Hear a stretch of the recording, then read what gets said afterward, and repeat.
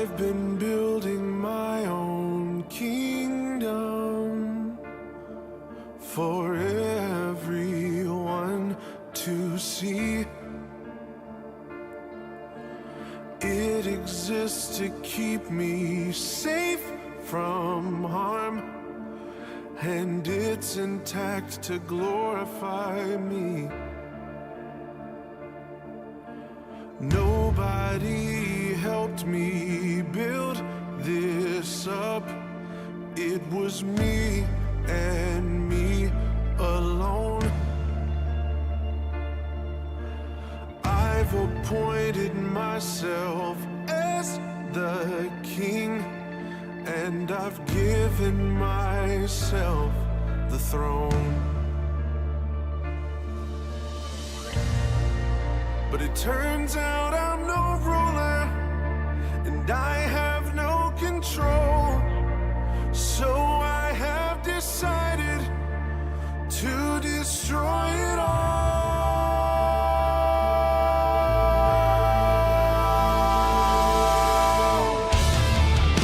I'm tearing down the walls, kicking down the doors. Everything inside this kingdom is yours. 'Cause what I've made is worthless, and it cannot stand. Come and breathe some life into my empty, cold, dead end. Down with the fickle king, away with this fantasy. You are the one I need. Death to the kingdom of me. Death to the kingdom of me.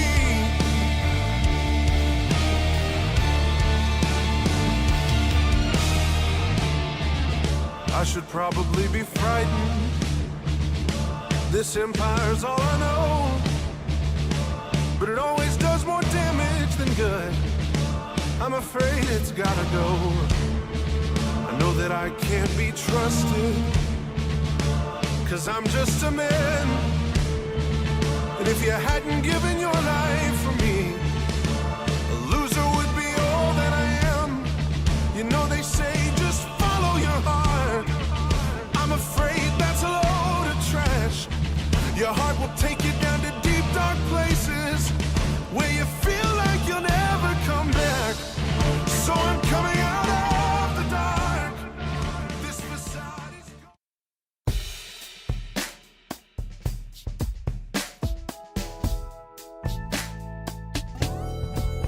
I woke up feeling like it was time to tighten up. Yeah, I woke up feeling like it might be a good day to get it done. That's right. Oh, the stadium is just like my second house.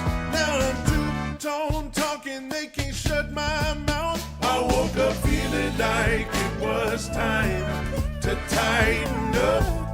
Yeah, yeah, yeah, yeah. I woke up feeling like it was time to tighten up.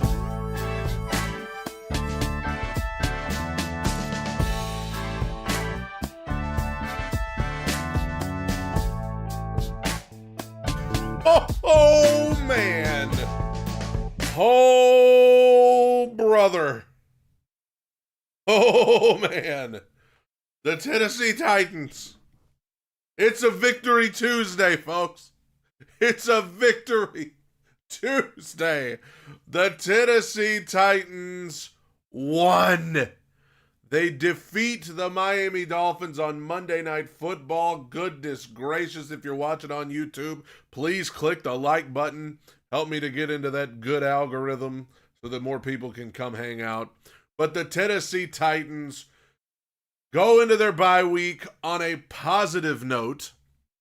After all of the terrible things that have happened so far this season, the Tennessee Titans get a win, and we can go into our bye with a smile on our face because something good happened. The Titans won. And let me tell you, this was one of the uglier games you will see.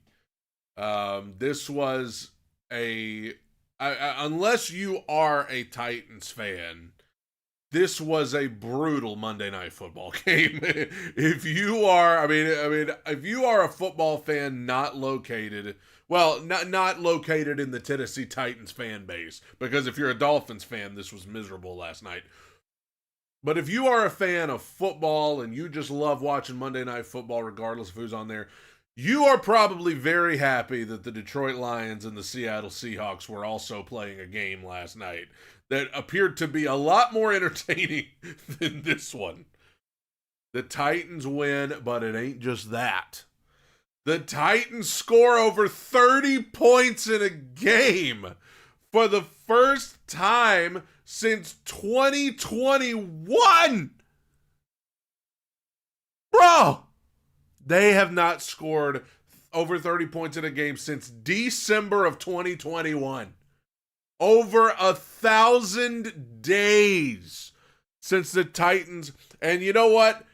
I love a good full circle moment. The last time the Titans scored over 30 in a game was against the Miami Dolphins.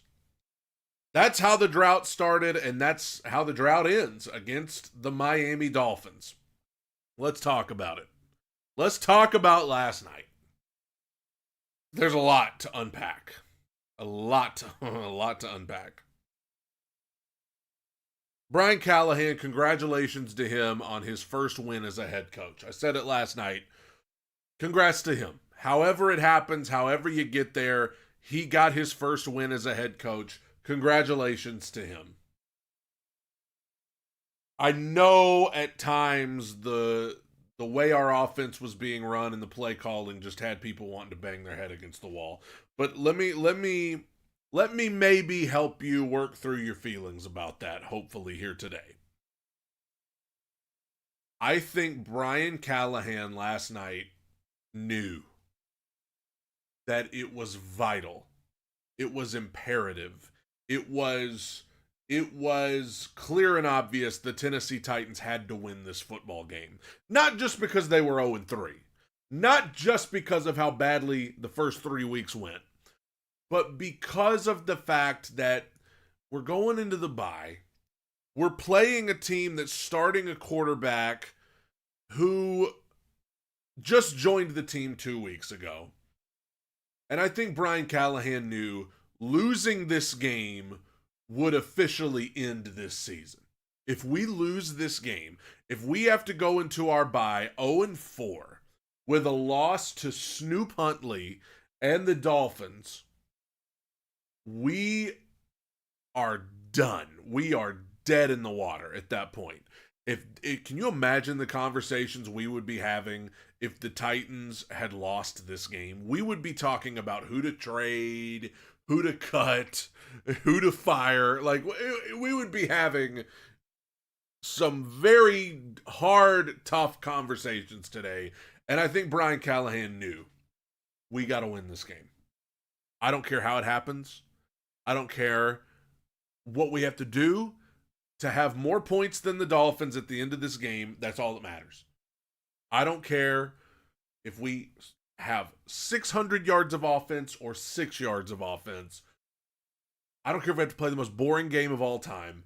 I don't care if we have to line up in a goal line formation on 1st and 10 from the 40-yard line, which we did.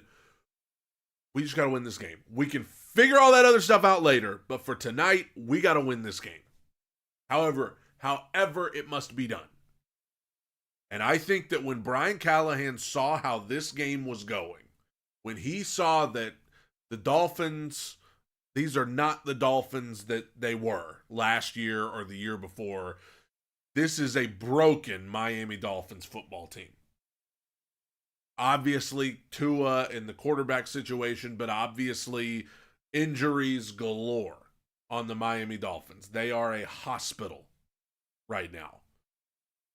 There are now rumors today that the Dolphins might be trying to trade some guys to try to see what they can get in draft capital.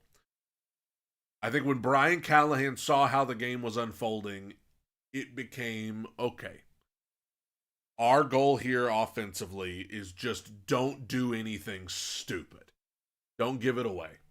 We'll run the ball the entire second half. We will make it to where our offensive line and our quarterback cannot lose this game for us. We'll rely on our defense to stop them, and we'll just run it and run it and run it some more until this thing's over.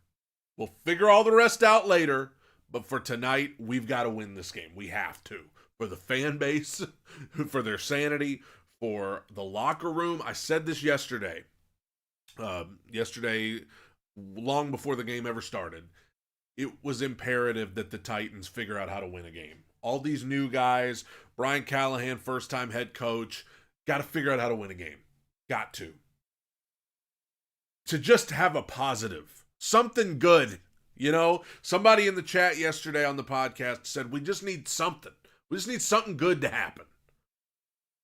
And last night, something good happened. The Titans won. And hopefully, that can now send you into your bye week on a positive note. It can send you into your bye week with something, hopefully, to build on. And I think Brian Callahan knew. You know, you hear about the reports from the locker room afterwards. Everybody's partying. Everybody's having a good time. They're blasting the music. They're jumping up and down. They're dancing. Like, the team needed that. This team, this locker room needed that. And I know in the chat, the offense was incredibly boring last night. We scored 31 points off of 5 field goals, 2 touchdowns, and a safety, okay? Unusual. I know the offense was at times unbearable last night, but we all know the Titans cannot continue to operate like that. You can't run that offense. But for this game, though, that's what it called for. The Dolphins were not going to score a lot. I said when it was 9-6, when the Titans were winning the game 9-6, and the Dolphins had just kicked a field goal, I said if the Titans can score a touchdown right here, the game's over. Because it would have put them up by 2 scores at that point, and I knew the Dolphins could not score twice. I knew it. And so the Titans scored that touchdown with Tajay Spears, beautiful play call, Wildcat. Spears scored touchdown, and I felt like the game was over right there. When the Titans went up 16-6, 2-possession game, I knew the Dolphins could not score twice. Much less 2 touchdowns. They couldn't even score 1. They did score 1 late, but whatever. So I knew that it was going to be one of those, hey, the Dolphins can't do anything offensively. And I think the Titans, maybe they would have played this a little differently if they were 2-1 coming into this game. If they were 3-0 coming into this game, then yeah, maybe you're a little more aggressive offensively. But knowing how things have gone for the Titans up until this point, I go back to that Chicago game week 1, where Brian Callahan said if we just punted every time we got the ball, we'd probably won the game. That was an instance where Will Levis and the punt team, particularly in that game, gave it away. They gave it away. They snatched defeat from the jaws of victory in that game. So I think Brian Callahan was having flashbacks in his head, and he was like, okay, this game is right here in our hands if we just don't do anything stupid. So we're just going to hand it to Pollard. We're going to hand it to Spears. We're not going to put our offensive line in a position to get beat for a sack, fumble, anything crazy. We're not going to make our quarterback, and we're about to talk about the quarterback position, we're not going to make our quarterback, whoever it is, have to be Superman or do anything crazy. We're just going to cruise on into the finish line tonight. No, we can't do that every week. No, you can't do that against the Colts in 2 weeks. But you could do it last night. And the Titans had to win. And they had to do whatever it took to win. And last night, playing very boring and just trusting that your defense was not going to let the Dolphins score was enough. Let's talk quarterback position. Oh, boy. Will Levis did not play a whole lot last night. I think he played 2 possessions. But even in 2 possessions, that was enough time for him to throw another awful interception. Just terrible. And I could sense, not that I'm going to make light of an injury, but when Will got hurt and Mason Rudolph went in the game, there was a sense of calm. Mason Rudolph didn't do anything amazing last night, but there was a sense of calm that seemed to come over me as a fan. And it seemed like Brian Callahan and the sideline, it just got a little more calm. Because as a player, Will Levis is very out of control. He's chaotic. And in a game like this, where all the Titans had to do was avoid any huge mistakes,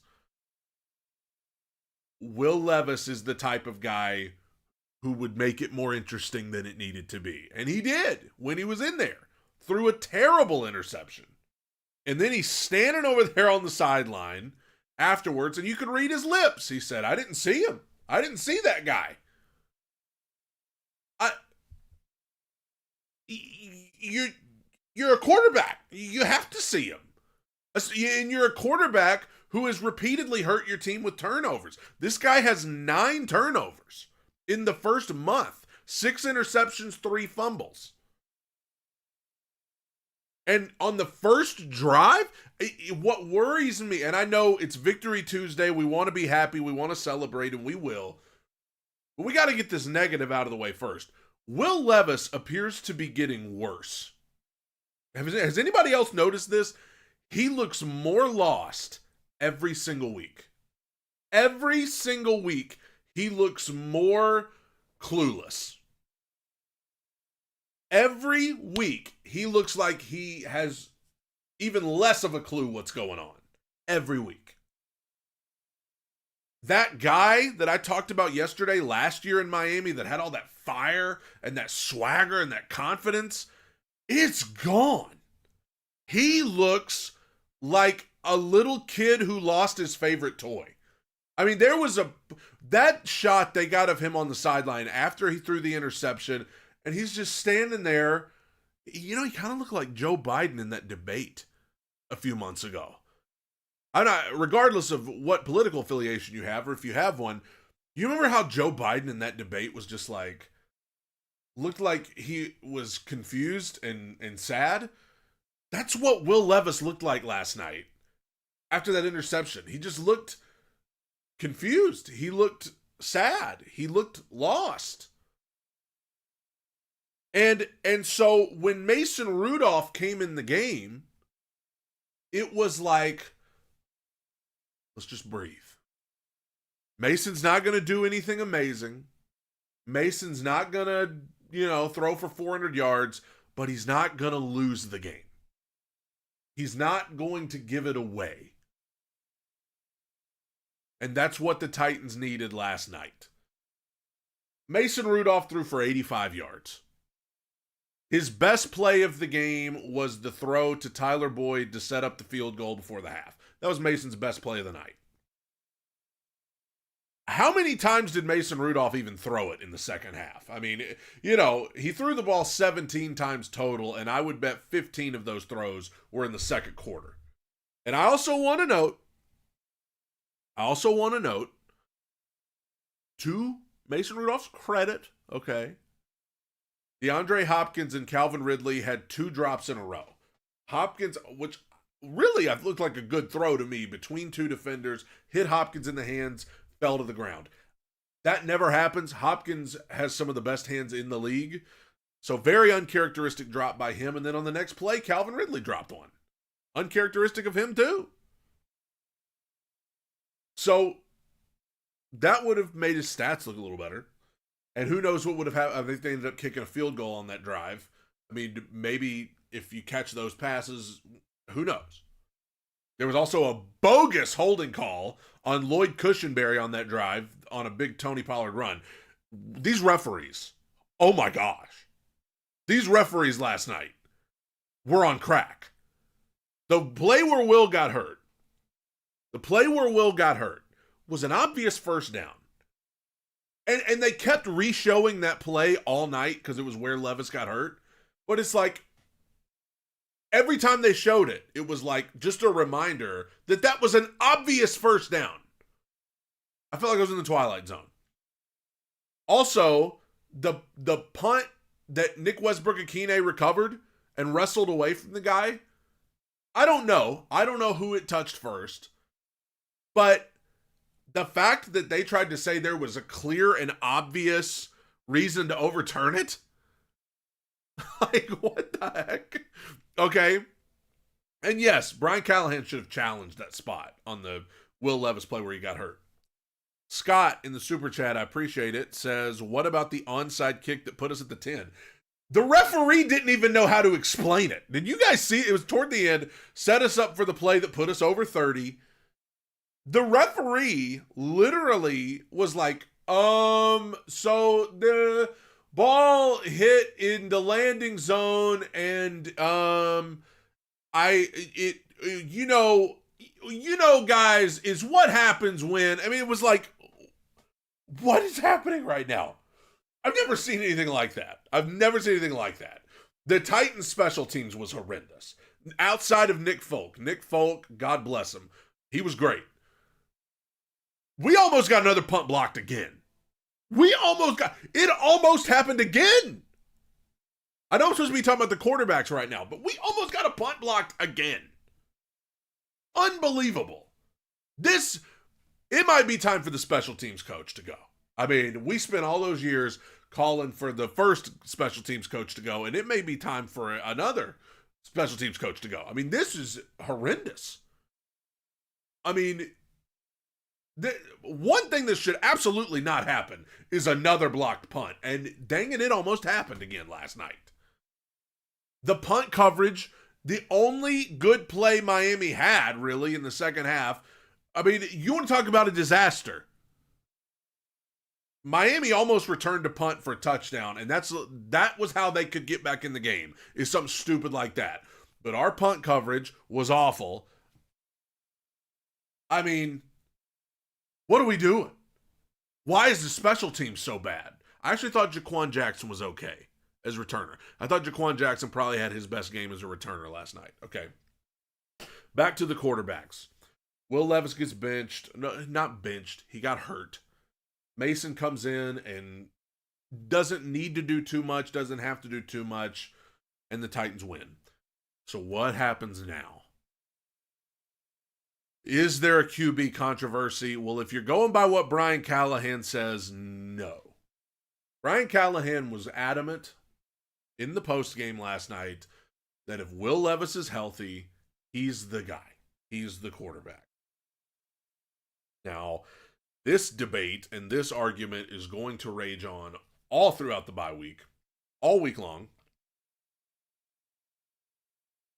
I believe I do think they're going to go back to Will. I absolutely think they're going to go back to Will. Assuming he's healthy. They're going to go back to Will against Indianapolis in 2 weeks.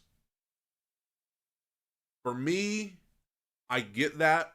I get it. You know, it's the same thing I said about the Panthers situation. If you put in Mason Rudolph for the rest of the year, at this point, is he a better option than Will Levis? Probably. I mean, if for nothing else, the fact that he can protect the ball better. But Mason Rudolph, in my humble opinion, is not taking this team to the playoffs. In my opinion.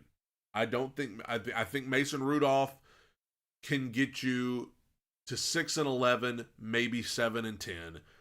But I don't think Mason Rudolph is going to just light the spark like Ryan Tannehill did in 2019. I don't personally see that. Okay. But at the same time, I am sick of watching Will Levis turn the ball over. The interception last night was the one I think that broke me. And my trust in him was already toward the bottom of the barrel, and now I think the barrel's empty. I currently have no trust in Will Levis at all. None. I hope he can change that. I hope that he can use this bye week to figure it out. But until he figures it out, I have no faith in Will Levis currently. None. With that being said, though, I tend to think you probably need to stick with him because either A, he gets better, and I'm very skeptical that he will, but either A, he gets better, or B, he doesn't, and you finish at the, with one of the worst records in the league, and you've got a top 5 draft pick.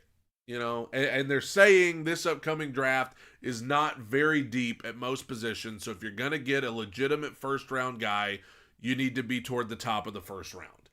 And I know we won last night, and we want to hope that it's all going to turn around. And listen, maybe we've seen it before. Maybe this bye week will, going into the bye week with a win, getting to experience a win. Maybe this bye week will be a good reset, going in on a good note, resting a little bit. Let's get Big Jeff healthy. Let's, Will go to like a counseling session or whatever you need to do to reprogram your mind. And maybe after the bye, it can be a clean slate. Okay. As for me right now, I don't have any faith in Will Levis at all.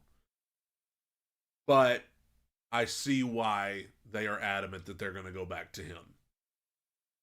Also, you got to think, it's post-game press conference. At that point, Brian Callahan hasn't had a chance to talk to Rand Carthon. He hasn't had a chance to talk to Amy Adams-Strunk. But I think the conversation would tend to be the same thing. In private, hey, the kid has really been bad so far, but we gotta see it through and figure out what we're gonna do. Someone, Eli in the chat, said, "Who's your favorite quarterback prospect?" I'm not too high on anybody in this draft, but I could be talked into Shedeur Sanders. I could be talked into that. Let's talk about some other elements of the offense before we get to the defense. The offensive line, yes, was better. Thought Dylan Radins had a strong game. I thought J.C. Latham was really solid. Nicholas Petit-Frere was passable, which is more than I could say last week. Here's my thing. The Titans only gave up 1 sack last night, and that 1 sack was on Tyjae Spears, if you remember. Blitzing guy, I don't know if it was a linebacker or a safety, I don't remember, but Spears was supposed to pick him up and didn't. So that was on Spears. I'm still skeptical about the offensive line because they really didn't have to pass protect very much. They did. Run blocking was pretty solid. They didn't have to pass protect very much. When they did, it was good. It was okay. But in the second half especially, I think the Titans threw the ball twice in the second half. So, you didn't have to pass protect very much. So, but that being said, maybe a performance like this where they ultimately did everything they needed to do and did it well, maybe that can help this group grow in confidence. And as far as everybody who was trying to say that Jalen Duncan was a better option at right tackle than Nicholas Petit-Frere, the Tennessee Titans obviously disagree because not only did Jalen Duncan not start, Jalen Duncan wasn't even in Hard Rock Stadium last night.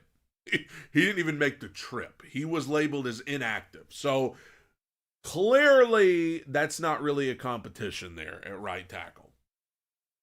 And yes, I thought that Dylan Radins had his best game of the year last night. Some of those blocks on those run plays were sensational. Pass protection to me is still a question mark just because they didn't have to pass protect very much last night. And as far as the argument that former Titans players always go to other teams and perform better, I will just bring Exhibit A. Aaron Brewer last night had a tough night. He had a tough night for Miami. Jonnu Smith didn't do nothing for Miami. He really hasn't done anything since he left Tennessee. He's been on 3 teams, and he's never been as good as he was when he was with the Titans. So there's that. David Long was out last night. Imagine that. So, let's talk about the defense. I'm ready to talk about the defense. Let's get the negative out of the way first. There were some plays that I think if Tua were in there would have been huge plays for Miami. Tyreek Hill, we know he's the fastest guy in the league. He can beat you deep, and I can think of 3 plays, 2 that would have been touchdowns and 1 other that may have been a touchdown or at least a big play for them that Huntley missed him. Okay, so let's just get the negative out of the way. Now let's get to the positives. T'Vondre Sweat is a monster. Okay. I didn't have as many doubts as others did about him coming out of the draft, but I was a little skeptical. Currently, I am not skeptical of T'Vondre Sweat. I mean, he had an opportunity last night with Jeffrey Simmons out, and he took advantage of it. He was great. I think he was probably the defensive player of the game for Tennessee. Just tremendous. Tremendous. A lot of people are going to be excited about T'Vondre Sweat going forward, and rightfully so. He's great. He's been great for them. Really, he's been solid throughout the first month, but last night really felt like a coming out party for him. But elsewhere, I thought Jarvis Brownlee was solid. I mean, with Cheeto Awuzie on IR, going to miss the next few games. Jarvis Brownlee, another guy that needed to step up, and he did. I thought Jarvis Brownlee did everything that was asked of him last night. He was all over the place. He was making plays. Thought Jarvis Brownlee played well. Thought Arden Key had his best game of the season. Not perfect, but I will say one thing about Arden Key that aggravated me last night. The Titans got their first turnover of the season. It was a backwards pass that Arden Key picked up. And it ended up being a fumble recovery for the Titans. But if my guy would have just picked up the ball and ran full speed, if he would have just picked up the ball and hustled, they would have kept that play going and it would have been a touchdown. If they would have just, if he would have just picked the ball up and started sprinting the other way, those refs would have let that go and it would have been a touchdown. But instead, he just kind of picked it up and stood there and kind of took a couple steps and then stopped. So it ended up being a fumble recovery, but it could have been a touchdown. And I know people will say that's on the referees, but I think it's on Arden Key, because I think if you pick that ball up and just start hauling it, the referees would have let it go and would have called it a touchdown. But I digress. Arden Key, overall, his best game of the season last night. Harold Landry was solid again. He's been solid every week. Hey, he's having a really solid season for them. L'Jarius Sneed, he got, Tyreek Hill gave him a little trouble a couple times, but overall, he was fine. Who else? Oh, Quandre Diggs. I thought Quandre Diggs was very solid last night. The 4th down stop, what a play. I mean, just a great play by him. He was all over the place. Quandre Diggs, solid. Very solid from him. Some of these guys on the defensive line that were put in there, like Abdullah Anderson, they stood up and played well. I mean, and T'Vondre Sweat was kind of holding it down. But those guys played extremely well. Harold Landry had a sack. Again, he's having a very solid year. I thought the linebackers played well. I thought Ernest Jones has been good for the Titans across the board through the first month. Kenneth Murray, I thought, had his best game of the year last night. I think that, the defense, what last night really did for me is it calmed my fears about the Tennessee Titans defense. Because after that Green Bay game, I was worried. I was like, dude, they looked so bad against Green Bay. Missed tackles, lazy tackling, getting guys wide open, couldn't get a pass rush. I was worried about the Titans defense after that Green Bay performance, but they helped calm my fears last night. All in all, through the first month of the season, the Titans defense has been good in 3 of the 4 games. I thought they were really good against Chicago. Thought they were solid against the Jets, and I thought they were great last night. There's been one blemish so far, and it was that Green Bay game. And I don't know if they just thought because it was Malik Willis that it was going to be easy pickings. I don't know. I know Green Bay's well coached, and I know they've got a better roster, probably the best roster that the Titans have encountered so far. But outside of that Green Bay game, the Titans defense has been really good. I mean, currently, I think they are statistically the number one defense in the NFL. So the Titans defense is 3 out of 4 ain't bad. 3 out of 4 games, they've looked really good. So now we go into the bye week. And thank God. I don't know what I would have done if we had to go into this bye week 0-4 with a loss to Snoop Huntley and the Dolphins. Now you can take a breath. You keep the thing afloat. You have jumped Jacksonville. Jacksonville is officially in sole possession of last place in the AFC South. You're 1 game behind Indianapolis. You're 2 games behind Houston. I'm very skeptical that Will Levis can figure it out. But you know what? At least last night, we can have some hope. And the Titans can sit back this week, see what happens, and come back home to play the Indianapolis Colts in 2 weeks. You can't spell Colts without an L. So, it's a Victory Tuesday. And the Titans did what they needed to do to get a win. They put up over 30 points, and I'm going to choose to be excited about it. No, it wasn't pretty. No, the offense cannot continue to play like that in the future. But last night, it was what they needed. They got it. Locker room was celebrating. I think it's good for the culture. It's good for Callahan. Let's try to build on it, and we'll see what happens. But congratulations to Brian Callahan, and congratulations to all Tennessee Titans fans. First 3 weeks were rough. This fan base has been discouraged, has been depressed, has been as negative as they can possibly be, and rightfully so. We needed something to smile about. We needed something to celebrate, and the Titans gave us a win last night. So now we can rest on that for the next little bit and get back to work against the Colts next week. Two-Tone Talk Podcast. Whew. I thank God that we're not here having to be devastated today. So let's take that in and soak that up. I will be back Friday, even though it's a bye week. I'll be back on Friday to talk about what the Titans need this weekend from other teams, because there's a couple of AFC South teams playing each other.